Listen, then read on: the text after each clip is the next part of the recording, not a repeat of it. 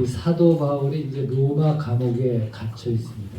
판결을 기다리고 있는데 거기서 빌립보 교회에서 보내는 선교 헌금을 받고 그래서 이 말하자면 편지로 이렇게 빌립보 교회에 감사함을 고마움을 전하고 또 여러 가지 권면을 하는 부분입니다. 오늘 여기에 그 10절에 내가 주 안에서 크게 기뻐하면 너희가 나를 생각하던 것이 이제 다시 싹이 나니. 왜냐하면 왜 이런 말씀을 하냐면 사도 바울이 많은 교회들을 세웠지만 이 빌립보 교회는 나중에 세운 교회 중에 하나인데 그 사도 바울의 선교에 헌금을 보내온 교회가 사실은 이 빌립보 교회가 유일했다라는 것이 그 정설입니다. 근데 쭉 보내다가 이제 사도 바울이 로마 감옥에 갇혔을 때 그동안 한동안 못 보내다 직접 이렇게 보내고 있어요. 그러면 우리가 야 이게 사도 바울도 이 돈을 받으니까 기뻐하는구나라고 생각할 수 있지만 그건 아닙니다. 왜냐하면 그 이어지는 내가 주 안에서 크게 기뻐하면 이렇게 이어지는 말씀을 보면 내가 궁핍함으로 말하는 것이 아니라 어떠한 형편에서든지 나는 자족하기를 배웠노라 이렇게 말씀하거든요. 그러니까 오늘 이 부분 이 말씀을 통해서 우리가 그리스도인으로 하나님을 믿는 하나님의 백성으로 이 물질 돈을 어떻게 우리가 대하여야 하는가 하는 자세를 배우게 되는 것입니다. 돈이 악한 것이냐? 돈 그 자체는 분명 선한 것도 아니고 악한 것도 아닙니다. 우리가 살아가는데 당연히 있어야 되는 게 돈이죠.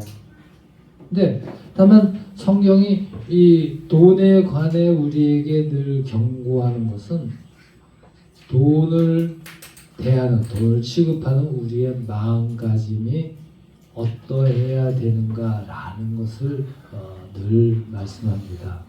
디모데전서 1장 10절에 보면 이렇게 말씀하죠.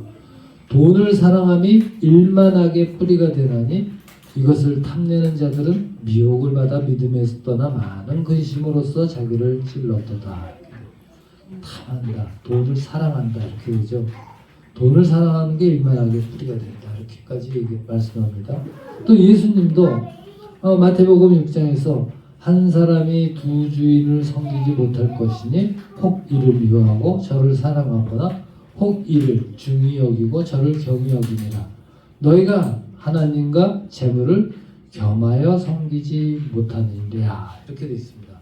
그리고 부자는 천국에 들어가기 힘들다. 낙타가 바늘길을 통과하는 것보다 더 힘들다. 여러 가지 말씀을 합니다. 그러니까 우리가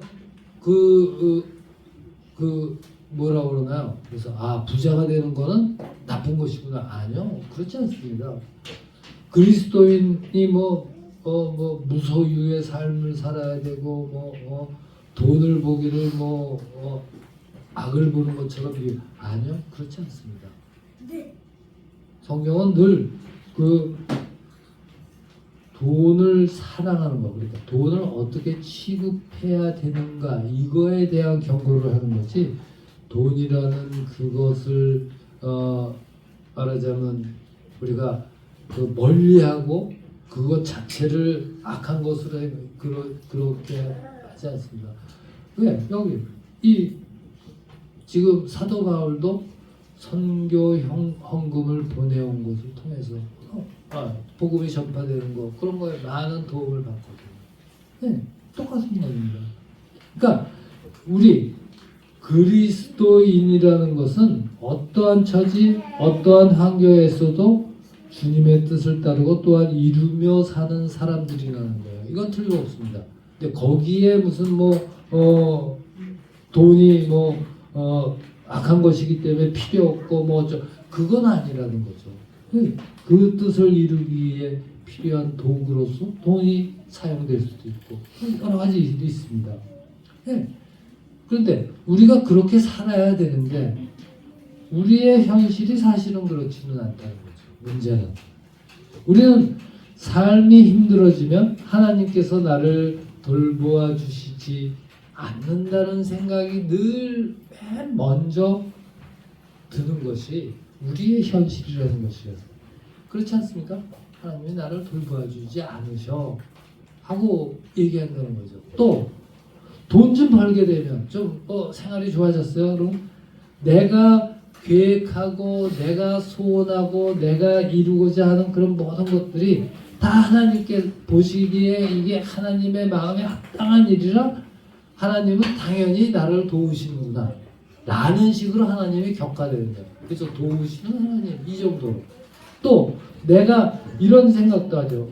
내가 하나님께 드렸어요. 정성을 드리고 열심을 드리고 헌신하고 헌금하고 이거에 대해서 보상하시는 내가 이만큼 드렸으니까 이만큼은 그런 하나님으로 전락하기가 또 쉽습니다. 이게 우리의 마음이거든요.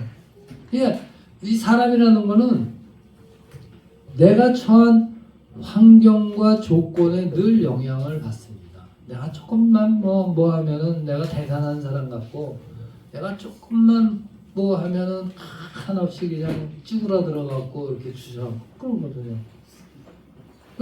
이 만약 내가 정한 어떤 기준이 있어요. 사람이면 적어도 이 정도는 해놓고 살아야 돼. 뭐 이런 것들이 있잖아요. 여러분들 마음속에 다 있는 거 있잖아요. 뭐 그래도 최소한 뭐 몇 평짜리 아파트에서 차는 뭐를 갖고 연봉은 얼마 뭐 결혼 상대 조건 할 때 뭐 그런 것도 줄줄이 적어놓고 그거예요. 어떤 기준. 그러니까 자기가 정한 최소한의 기준, 사람답게 사는 그 최소한의 기본적인 것이 채워지지 않으면 사람이 어떻게 돼요? 달라집니다. 달라져요. 돈이 없으면 그렇게 되는 거예요. 지금 여러분들은 뭐라 그러나요? 아직 그 인생 경험이 아직 미천해서 아직은 possibility 이룰 수 있는 가능성이 더 많고 그것이 이제 뭐 한두 개 남은 저 같은 사람들은 이 말이 이게 사람이 달라지면 이 말 뜻을 잘 모를 수도 있어요. 나중에 나이가 들어서 사회생활하면서 점점 이제 나이가 들어가면 무슨 동창회 무슨 모임 이런 거에 어느 정도 내가 생각하기에 이 정도는 내가 그거 하지 하면 열심히들 그런데 잘 나가요. 근데 그렇지 않다고 생각되면 그런 거 다 끊습니다. 그러니까 내가 학교 생활할 때는 인싸였어 했던 사람들도 그 졸업하고 나서 별 볼 일 없는 직장에 어쩌고 저쩌고 이렇게 되면 다 관계가 끊어지는 그런 것들이 있습니다. 돈이 없으면 그래요. 돈이 없으면 여러분 집안에서 가정에서 부부가 다퉈요. 싸워요. 뭐 때문에 싸워요? 세계 평화를 위해서 싸웁니까? 무슨 남북 통일을 이렇게 해야 되는데 당신은 그거 안 돼. 이것 때문에 싸웁니까? 대부분 다 돈 때문에 싸우죠. 네, 그거는 어쩔 수 없는 것입니다. 근데 이거는 우리의 그 삶 자체에 돈이라는 것이 가지는 비중이 그만큼 크다는 거죠. 그런데 여러분들은 제가 퍼시빌리티가 많다 그랬죠. 저는 이제 거의 없습니다. 이제 남아있는 거하고 어떻게 잘 죽느냐 하는 그것만 이제 있는 거예요. 어떻게 치매 안 걸리고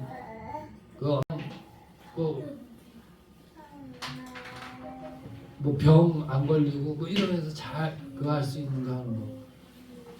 저는 이 임종을 생각할 때마다 가장 생각나는 게 뭐 기억하실지 모르겠어요. 그 조순래 권사님 부군 되시는 분. 이름이 지금 뒤에 적어놨네. 그분이 어떻게 돌아가셨어요? 소파에 앉아서 TV 보다가 권사님한테 나 물이나 한 잔 갖다 달라라고 하고 해서 그 조순래 권사님이 어떻게 물을 갖고 와서 보니까 돌아가셨어. 야, 이거 어떻게? 예. 그런 것들을 저는 이제 생각하는 거예요. 저는. 여러분들은 뭐 꿈이 많죠. 뭐 이것도 해야 되고 저것도 해야 되고 내가 뭐 이거거든요. 이게 근데 그런 것들을 여러분들이 이루어 나가고 하는 모든 것들에 뭐가 필요해요? 돈이 필요하죠. 그래서 우리 인생에서 이 돈을 어떻게 다뤄야 되는 이게 정말로 중요하다는 것입니다. 근데 오늘 사도 바울은 풍부하거나 또는 궁핍한 현실을 초월해서 자족한다라고 하거든요. 자족이 뭐예요? 자족. 사전적으로는 스스로 넉넉함을 느껴 만족하는 것이에요. 스스로 넉넉함. 스스로 난 만족해. 그 일체의 비결을 어떻게 해요? 일체의 비결을 깨달았다고 그래요?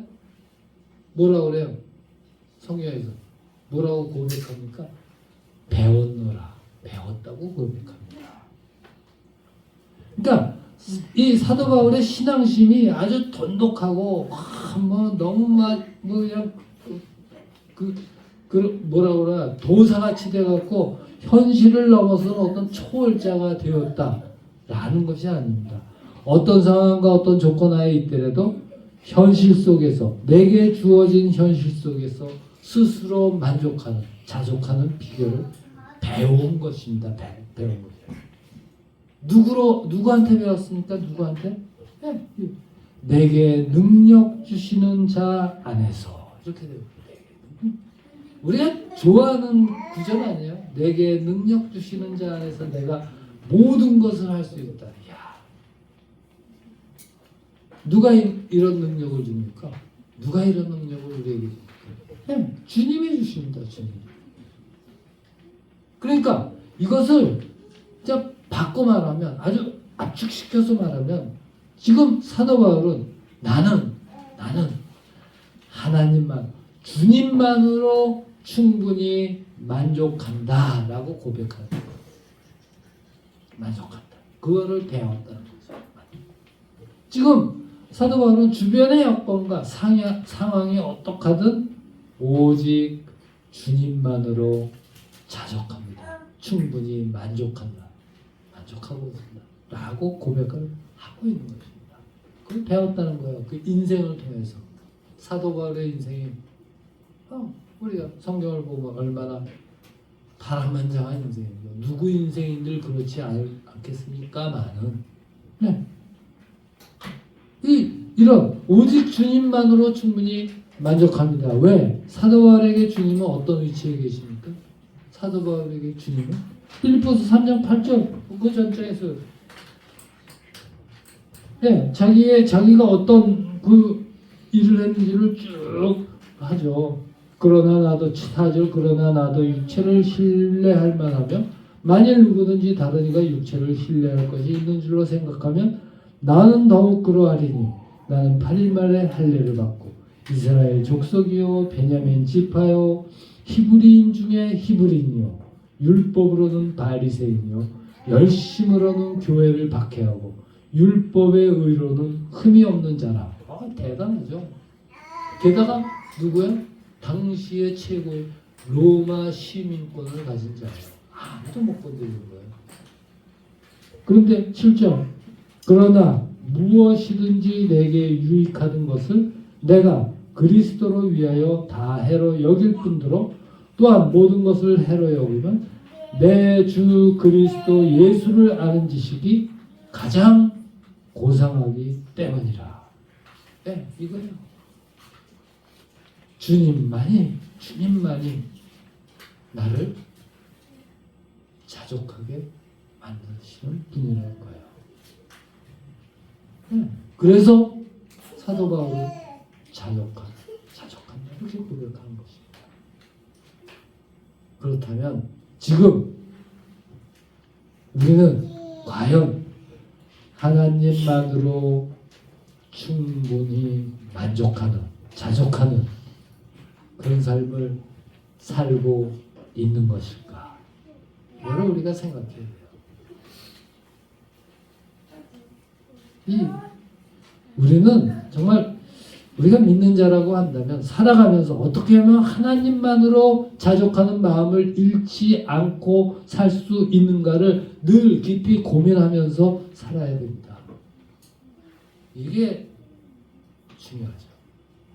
그래서 우리는 늘 우리 삶의 목적이 무엇인가를 되짚어 봐야 돼요. 내가 정말 하나님만으로 만족하고 있는 그런 왜? 그런 것 같지가 않거든요. 늘 우리 삶의 목적이 무엇인가 이걸 늘 되짚어 보라는 거예요. 이사야서 43장 21절 이렇게 말씀하죠. 이 백성은 내가 나를 위하여 지었나니 나를 찬송하게 하려 함이니라. 이거거든요.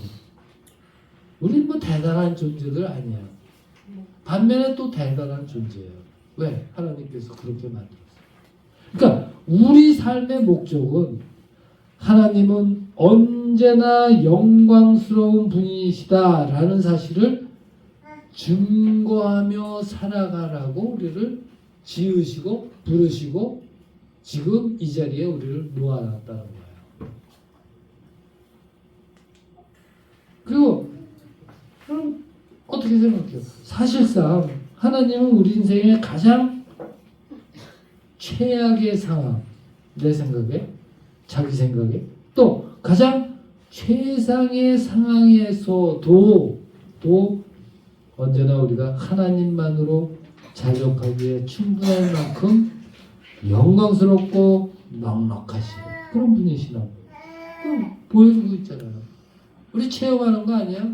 모든 간증의 대부분이 그거 아닙니까? 하나님께서 내 인생 가장 최악의 순간에도 또 반대로 가장 최상의 순간에도 늘 하나님다우신 영광스러운 하나님이신 영광받기에 부족함이 없어요. 넉넉하신 그런 하나님이시고 이거를 우리에게 보여주시고 우리를 하여금 증거하게 하고 있습니다. 그러므로 지금 성경이 말씀하는 자족은 원래 우리에게 있는 게 쟤는 뭐 그런 충분히 뭐 늘 욕심이 없어 뭐 원래 타고났어 아니요. 원래부터 우리에게 주어진 것이 아니라 어떻게 해요?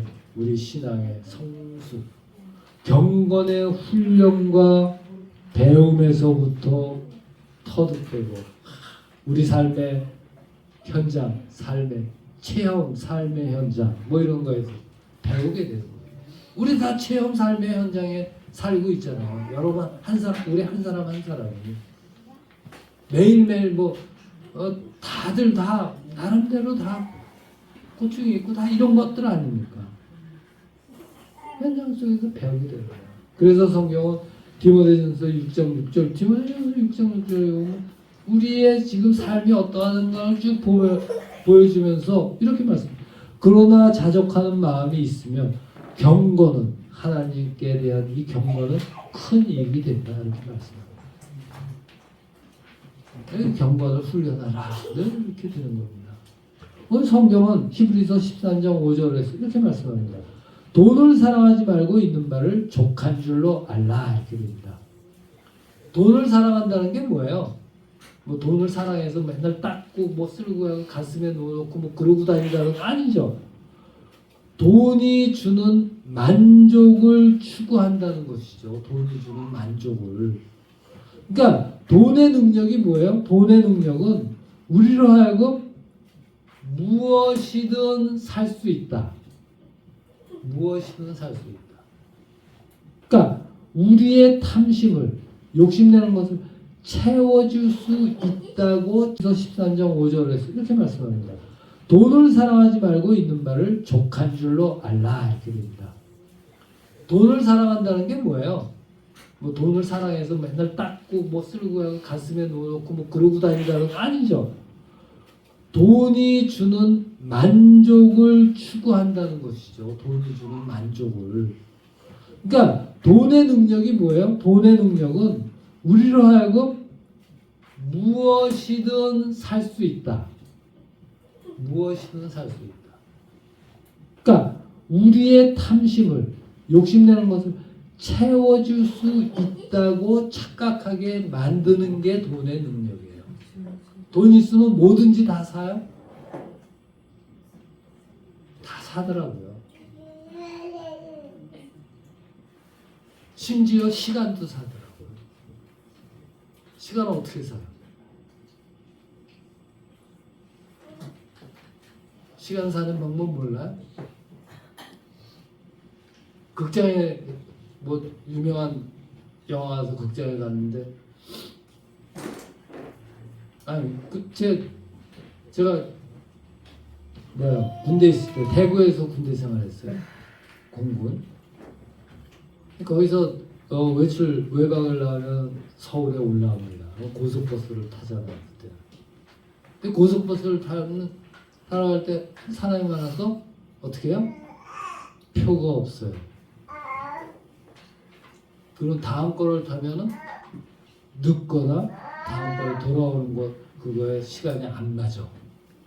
그럼 그 시간을 어떻게 샀는가? 안표를 구하면 되는 거죠. 안표. 돈을 주고 안표를 구하면 내가 살 수 없었던 그 시간을 산다는 거예요. 뭐 억지 같아요? 뭐 사실상 그렇습니다. 돈의 능력은 우리로 하여금 무엇이든 살 수 있다는 그런 착각을 하게 해요. 그렇잖아요. 돈만 있으면 내가 정할 수 있는. 돈만 있으면 우리는 그렇게 생각하잖아요. 돈만 있으면 저는 뭐 할 것 같아요? 제가 한 일주일만 젊었어도 돈만 있으면 모발 이식을 할 거다. 이렇게 되는 거죠. 돈만 있으면 맨날 그러잖아요. 그러니까 우리의 능력으로 탐심을 채워줄 수 있을 것처럼 착각하게 만들지만 이게 뭐예요? 즉 하나님보다 더 큰 만족, 하나님보다 더 자족하게 해줄 수 있다고 느끼도록 우리를 속이는 게 바로 돈의 능력이에요. 그래서 성경은 탐심은 곧 우상숭배다 이렇게까지 말씀하는 거죠. 그러나 돈은 결코 우리에게 만족을 줄 수가 없습니다. 세상에 많은 재벌들이 다 모여서 세계에서 가장 부자라고 한때 소문났던 강철암 카네기 그 기자가 묻잖아요. 지금 세계에서 가장 큰 제일 가는 부자인데 지금 가진 돈으로 충분히 만족하십니까? 그랬더니 뭐라고 대답해요? 아니 지금보다 조금 더 돈이 많았으면 좋겠다. 이렇게 대답합니다. 이게 사람이에요. 내가 지갑에 돈이 100만 원을 늘 들고 다녀.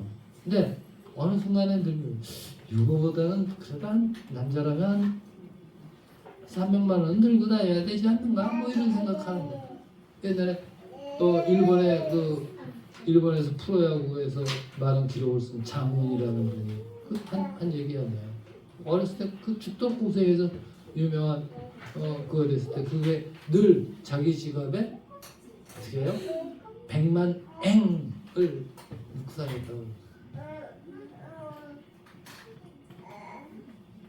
남자는 지갑이 두둑해야 떳떳해진다. 뭐 이런 거.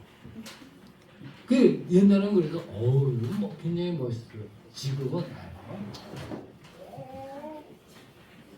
그래도 좋지만 주머니에 1,000원짜리 하나 없어도 떳떳해질 수 있는 거예요. 이게 사도 바울이 배운 일체의 비결이에요. 이게 우리의 삶입니다. 돈은 결코 우리에게 만족을 줄 수가 없습니다. 늘.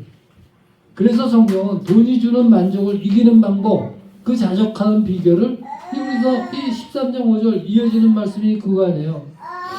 돈을 사랑하지 말고 있는 바를 족한 줄로 알아. 그가 친히 말씀하시기를 하나님이죠.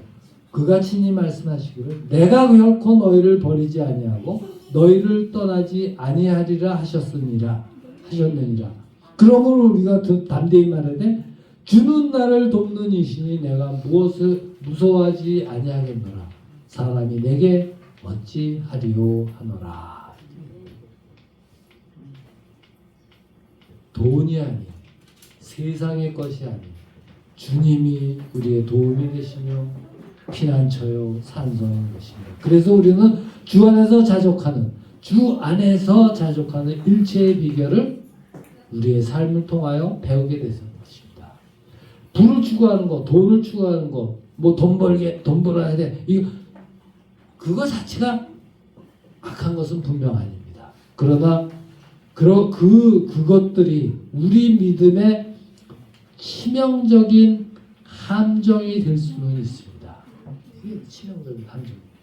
그러므로 우리는 주 안에서 자족하는 일체의 비결을 익히고 배우고 훈련해서 돈을 올바르게 사용하는 이정표로 삼아야 되는 것입니다. 우리가 돈을 사랑하는 것에서 벗어나는 유일한 길은 늘 하나님 안에서 더 큰 만족을 발견하는 것, 거기서부터 시작되는 것입니다.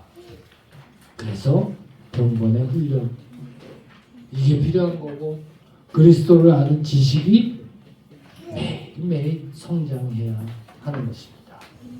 기억해야 합니다.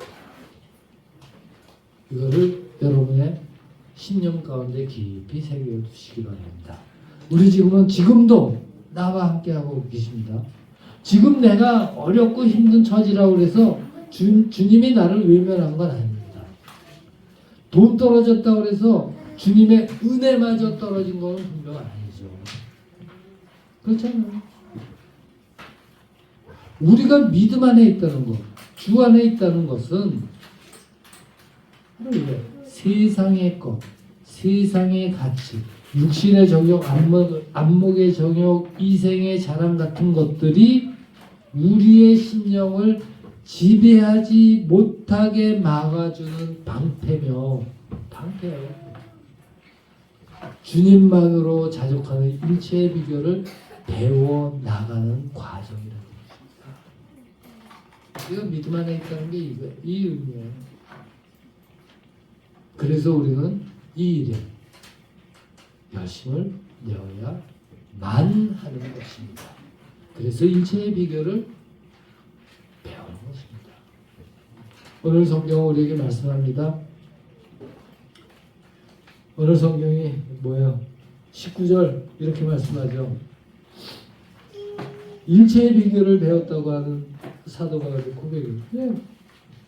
19절 나의 하나님이 그리스도 예수 안에서 영광 가운데 그 풍성한 대로 너희 모든 쓸 것을 채우시리라. 결론적으로 어떤 형편 가운데 있더라도 이 복된 말씀이 응답되는. 그래서 지금 우리의 삶 가운데 늘 함께 하시는 주님이 계시구나. 내게 능력 주시는 주 안에서 내가 승리하는구나. 주 안에서 자족하는 기쁨을 누리시는 이 자리에 있는 우리 모두가 되시기를 주의 이름으로 축원합니다. 기도드립니다. 아버지 하나님 은혜 감사드립니다. 부족하고 어리석은 저희를 부르사 주의 자녀 삼으시고 주 안에서 자족하는 삶을 이루어가는